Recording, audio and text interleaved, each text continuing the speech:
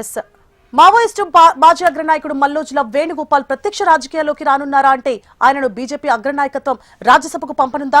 మహారాష్ట్ర లేదా మధ్యప్రదేశ్ నుంచి మల్లోజులను రాజ్యసభకు బీజేపీ నామినేట్ చేయనుందన్న వార్త ఇప్పుడు సోషల్ మీడియాలో వైరల్ అవుతోంది. ఆపరేషన్ కగార్ కు మల్లోజుల సహకరించడమే కారణమా?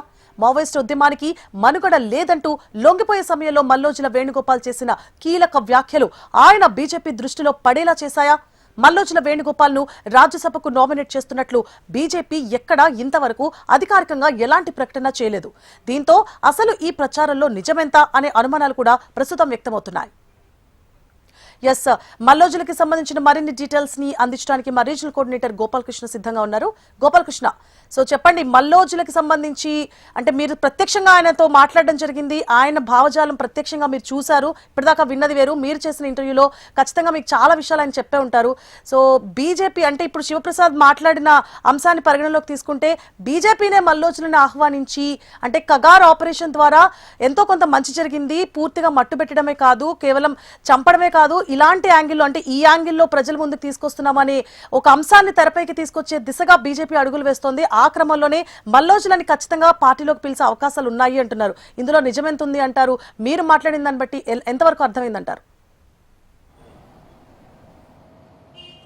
ఫస్ట్ మనం ముఖ్యంగా ఇక్కడ జరుగుతున్నటువంటి ప్రచారంలో ఒక రెండు ప్రశ్నల గురించి మాట్లాడాలి. ఒకటి, మల్లోజులకి బీజేపీ నుంచి రాజ్యసభ ఆఫర్ వస్తుంది అనేటువంటి ఒక ప్రచారం ఒక నేషనల్ మీడియాకి సంబంధించినటువంటి ఒక యూట్యూబ్ ఛానల్ ద్వారా మొదలైంది. అది తెలుగు రాష్ట్రాల్లో కూడా సీనియర్ జర్నలిస్టుగా ఉన్నవారు కొంతమంది ఆ ప్రస్తావన చేస్తూ వీడియోలు చేస్తూ సోషల్ మీడియాలో రన్ చేసినటువంటి వ్యవహారంతో ఒక్కసారిగా ఇప్పుడు మల్లోజులకి రాజ్యసభ నుంచి అవకాశం ఇస్తుంది బీజేపీ అనేటువంటి ఒక ప్రచారం జరుగుతోంది. ఇది రాష్ట్ర సంచలనంగా మారినటువంటి ఒక అంశం. ఇక రెండో అంశం, మల్లోజులకి రాజకీయాలు ఇంట్రెస్ట్ ఉన్నాయా? నిన్న మొన్నటి వరకు అడవిలో ఉన్నటువంటి మావోయిజంలో ఉన్నటువంటి మల్లోజుల వేణుగోపాలరావు ఇప్పుడు ఆయన రాజకీయ జీవితంలోకి అడుగు పెట్టబోతున్నారు అనేటువంటిది ఒక ప్రశ్న. అయితే ఈ రెండిట్లో మనం చూస్తే కనుక మొదటిదేమో పూర్తిగా కేవలం ఒక ప్రచారంగా ఒక వ్యాప్తిగా జరిగిందనేటువంటి విషయాన్ని అయితే మనం స్పష్టంగా చెప్పవచ్చు. రాజ్యసభ సీటు అది బీజేపీ నుంచి ఇస్తారా, లేదనంటే ఇతర బీజేపీ ఆఫర్ చేస్తూ ఉందా, లేదనంటే మల్లోజులనే కోరుకుంటూ ఉన్నారా? మీరు మనం జనరల్గా ఇందాక అనుకుంటున్నట్టుగా ఆపరేషన్ కగార్ ఇప్పుడు మే 31వ తారీఖు వరకు కేంద్రం మావోయిస్టులకు విధించినటువంటి మార్చి 31 వరకు ఇచ్చినటువంటి విధింపు.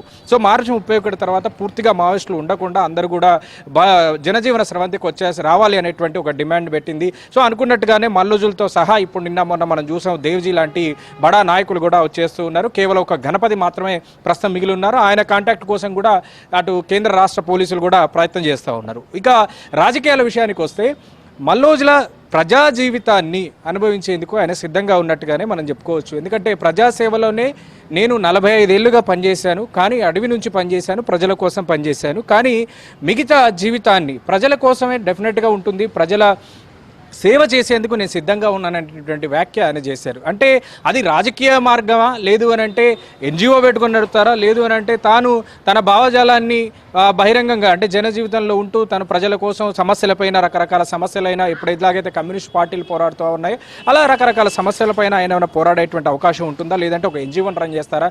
ఇలా రకరకాల ప్రశ్నలు అయితే ఉత్పన్నమవుతాయి. కానీ ఆయన ప్రజా జీవితంలో ప్రజలకు సేవ చేసేందుకు మాత్రం ఆయన సంసిద్ధంగా ఉన్నట్టుగానే మనకు చెప్పారు.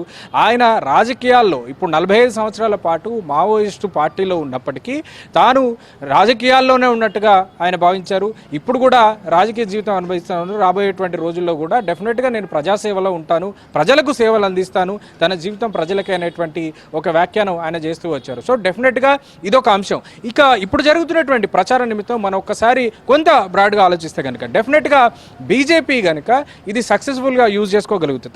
తనకు ఉన్నటువంటి అవకాశం, బీజేపీ వైపు నుంచి ఉన్నటువంటి అవకాశాన్ని మనం పరిశీలిస్తే కనుక లొంగిపోయినటువంటి బడా నాయకులు, మావోయిస్టు నాయకులను మనం చూస్తే వాళ్ళు చెప్తా ఉన్న పంతా ఒకటే, ముఖ్యంగా మావోయిస్టు పార్టీకి ఇక డెఫినెట్గా కూడా భవిష్యత్తు లేదు, మావోయిస్టు పార్టీ ప్రజల్లో నమ్మకాన్ని కోల్పోయింది అనేటువంటి విషయాన్ని వాళ్ళు స్పష్టంగా చెప్తా ఉన్నారు. ఎందుకు కోల్పోయింది అనేటువంటి విషయాన్ని కూడా క్లియర్ కట్గా చెప్తూ ఉన్నారు. కేవలం ప్రజలకు రావాల్సినటువంటి ఏవైతే పథకాలు ఉన్నాయో, ప్రభుత్వం నుంచి వచ్చేటువంటి పథకాలు, రేషన్ కార్డు కావచ్చు, బియ్యం కావచ్చు, భూ పంపిణీలు కావచ్చు, ఇవన్నీ కూడా మావోయిస్టు పార్టీలు అడ్డుకున్నాయి. అడవిలో చాలా గ్రామాలకు రాకుండా చేశాయి. సో ప్రజల నుంచి వ్యతిరేకత వచ్చింది. ఇలాంటి అవుట్డేటెడ్ భావజాలం కారణంగా, ఇలాంటి అవుట్డేటెడ్ సిద్ధాంతాల కారణంగా ప్రజలకు దూరం అవుతూ వస్తున్నాం అనేటువంటిది ఓ వర్గం చెప్తున్నటువంటి మాటలు. కానీ మావోయిస్టు పార్టీ మార్చుకోలేకపోయింది, తన పంతా మార్చుకోలేకపోయింది. ప్రస్తుతం అప్డేట్ అడుగుతున్నటువంటి పరిస్థితుల కారణంగా అప్డేట్ అవ్వలేకపోయింది మావోయిస్టు పార్టీ అనేటువంటి విషయాన్ని కూడా వాళ్ళు స్పష్టం చేస్తూ వస్తున్నారు. సో ఇలా మావోయిస్టు పార్టీ నుంచి బయటికి రావడానికి ఓ అద్భుతమైనటువంటి కారణాలను అయితే చెప్తూ మావోయిస్టు పార్టీకి సంబంధించినటువంటి సిద్ధాంతాలు అవన్నీ కూడా ప్రస్తుతం ప్రజలకు దూరంగా ఉన్నాయి, ప్రజల మనసులు గెలుచుకోలేకపోతున్నాయనేటువంటి విషయాన్ని చెప్తూ వాళ్ళందరూ కూడా జనజీవాలకు వచ్చేస్తున్నాం. నిన్న మనం దేవ్జీ మాటలు కూడా విన్నాం. దేవ్జీ చెప్పినటువంటి క్రమంలో కూడా ప్రజలకు దగ్గరగా ఉంటాం, మేము అడవుల నుంచి వచ్చేసాం కావచ్చు, కానీ ప్రజలకు దగ్గరగా ఉంటాం, ప్రజా జీవితంలో ఉంటాం అనేటువంటి విషయాన్ని వాళ్ళు చెప్పకనే చెప్తూ ఉన్నారు. సో డెఫినెట్గా పొలిటికల్ ఇంట్రెస్ట్ అనేటువంటిది వారి మనసులో ఉండి ఉండవచ్చు. కానీ జరుగుతున్నటువంటి ప్రచార నేపథ్యంలో బీజేపీ ఒకవేళ వీరిని ఎన్కాష్ చేసుకోగలిగితే రాజకీయంగా కానీ డెఫినెట్గా వాళ్లకు ఒక మావోయిస్ట్ పార్టీ లెఫ్ట్ భావజాలం ఉన్నటువంటి వ్యక్తులని మార్పు తీసుకొచ్చి మేము ప్రజా జీవితంలోకి తీసుకొచ్చాం అనేటువంటి విషయాన్ని బీజేపీ చెప్పుకునేటువంటి అవకాశం డెఫినెట్గా ఉంటుంది. వాళ్ళకు రాజ్యసభ ఆఫర్ చేసేటువంటి అవకాశం ఉంటుంది. ఎందుకంటే రాజకీయ పార్టీగా బీజేపీ డెఫినెట్గా వీరందరినీ కూడా ఇప్పటికి సక్సెస్ఫుల్గా ప్రభుత్వం నుంచి వాళ్ళందరికీ కూడా ఒక డిమాండ్ పెట్టో లేదంటే ఆపరేషన్ గగర్ లాంటి అంశాన్ని ముందుకు తీసుకొచ్చో వాళ్ళని బయటికి తీసుకురావడంలో సక్సెస్ అయ్యారు డెఫినెట్గా కూడా. సో రేపు పొద్దున రాబోయేటువంటి రాజకీయ అవసరాల నేపథ్యంలో వారికి డెఫినెట్గా ఒక అవకాశాన్ని కనుక ముందుంచితే వీళ్ళు కాదనగుతారా లేదంటే ఎస్ అంటారా అనేటువంటిది పక్కన పెడితే బీజేపీ ముందున్నటువంటి అవకాశంగా మనం స్పష్టంగా చెప్పుకోవచ్చు. బీజేపీ కనుక మల్లోజులను కావచ్చు లేదంటే దేవ్జీ లాంటి వాళ్ళని కావచ్చు ఇటు తెలంగాణలో కానీ లేదంటే ప్రస్తుతం రాబోయేటువంటి మధ్యప్రదేశ్, మహారాష్ట్ర రాజ్యసభకు సంబంధించిన గోపాలకృష్ణ, ఇప్పుడు మనం చూసుకుంటే అంటే మావోయిస్ట్ పార్టీ భావజాలానికి సంబంధించిన అంటే ప్రజాసేవలకు మనం ఇందాక మాట్లాడుకున్నట్లుగా ప్రభుత్వం నుంచి రావాల్సిన పథకాలు కానీ ప్రభుత్వం నుంచి ప్రజలకి జరిగే ఏ చెడునైనా ప్రశ్నించే స్థాయిలో ఎప్పుడు మావోయిస్ట్ పార్టీ ఉండేది. అయితే మావోయిస్ట్ పార్టీలో తగిన చేంజెస్ రాలేదు అని చెప్పి మల్లోజుల నేను పోరాటం చేశానని చెప్పుకుంటూ వచ్చారు ఇప్పుడు దాకా, అంటే మొన్న లొంగిపోయినప్పుడు కూడా. సో ఇప్పుడు ఆయన మాట్లాడిన మాటలే ఈ అంశానికి తెరలేపాయి. సో ఇందాక మీరు అన్నట్లుగా బీజేపీ లేకపోతే శివప్రసాద్ గారు అన్నట్లుగా బీజేపీ ఇప్పుడు ఆయనకి రాజ్యసభ టికెట్ ఇస్తే ఖచ్చితంగా కొత్త ఈక్వేషన్స్ కి తెరలేపినట్లుగానే మనం ఖచ్చితంగా భావించాలి. సో మల్లోజుల ఈ అంటే ఇప్పుడు ఒకవేళ ఆఫర్ చేస్తే ఇటు వెళ్లే అవకాశాలు ఉంటాయా, లేకపోతే ఇందాక మీరు అన్నట్లుగా ప్రజాసేవ చేయాలంటే చాలా మార్గాలు ఉన్నాయి, కేవలం ఒక పొలిటికల్ పార్టీలోకి రావాల్సిన అవసరం లేదు, ప్రజాసేవ చేయాలి అని మల్లోజుల ఖచ్చితంగా అనుకుంటే ఇంకో మార్గం కూడా ఖచ్చితంగా ఎంచుకునే అవకాశాలు ఉంటాయి. సో దీన్ని ఎలా చూడాలంటారు? ఎస్, మీరు అన్నట్టుగా ఖచ్చితంగా ఇప్పుడు మనం చెప్పుకునేటువంటి అంశాలు ఇప్పుడు విస్తృతంగా ప్రచారం జరుగుతున్న అంశాల్లో బీజేపీ ముందున్నటువంటి ఆప్షన్స్ వాళ్లకు రాజకీయమైనటువంటి ఆఫర్స్ ఇవ్వడం. అదే మల్లోజుల కావచ్చు, దేవ్జీ కావచ్చు, లేదంటే లొంగిపోయిన రాజిరెడ్డి కావచ్చు, ఇతర మావోయిస్టు నాయకుల ముందున్నటువంటి ఆప్షన్స్ ప్రజా జీవితంలోకి రావాలనుకుంటే స్పెషల్లీ ఒకవేళ రాజకీయాలకే రావాలనుకుంటే మాత్రం ఒక బీజేపీనే ఆప్షన్గా లేదు, చాలా ఆప్షన్స్ ఉన్నాయి. అలాగే రాజకీయాలు ఒక ఆప్షన్గా మాత్రమే కాదు ఇతర ఆప్షన్స్ కూడా వాళ్ళ ముందున్నాయి. కానీ బీజేపీకి అనుకూలంగా ఇటు మల్లోజుల కానీ దేవ్జీ కానీ రాజిరెడ్డి కానీ ఇలాంటి బడా నాయకులు ఉన్నారు అనేటువంటి ప్రచారానికి కారణం ముఖ్యంగా ఇప్పుడు మల్లోజుల వెనుక ఈ ప్రచారం వస్తుండడానికి కారణం రకరకాల కారణాలు. ఆయన మహారాష్ట్ర ప్రభుత్వం ముందు లొంగిపోవడం, ఆయన బ్రాహ్మణ సామాజిక వర్గానికి సంబంధించినటువంటి వ్యక్తి కావడం, అలాగే ఆయన మహారాష్ట్ర సీఎం ఫడ్నవీస్ ముందు లొంగిపోవడం. సో ఫడ్నవీసే ఇదంతా ఆయన ముందు వేసుకొని మల్లోజులకి ఒక ఆఫర్ ఇచ్చేటువంటి ప్రయత్నం చేస్తున్నారనేటువంటి ప్రచారం రావడం, ఇవన్నీ ప్రచారం రావడానికి గల కారణాలు ఇవి ఉన్నాయని చెప్పుకోవచ్చు.